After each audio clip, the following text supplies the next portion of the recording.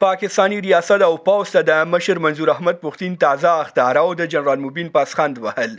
بشپړ جزئیات همدلته وګورئ او چینل هم سبسکرایب کړئ د پښتون ژغورنې غورځنګ مشر منظور احمد پښتین په خپلو تازه څرګندونو کې چې بیګا شپې په خپلې فیسبوک باندې خبرې کړې دي ویلي دي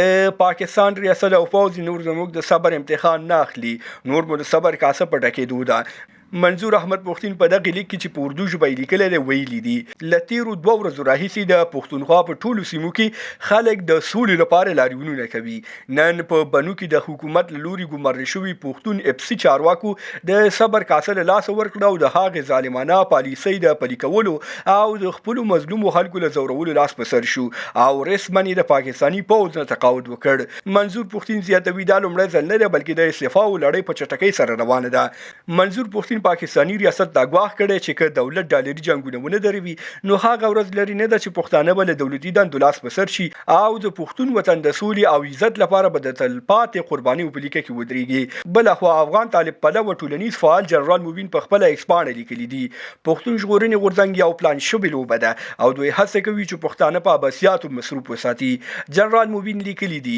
منظور پښتین که په رښتیا هم غواړي چې پښتانه خپلواک کړي نو د پاکستاني طالبانو په څیر د ټوپک راپورته کړي ځکه خپلواکي په ټوپک اخیستل کیږي نه په عدم تشدد تاسو په دې اړه څه نظر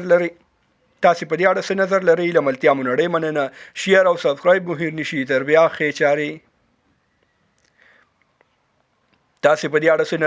له ملتیا مو نړۍ مننه شیر او سبسکرایب مو هیر نشي تر بیا ښې چارې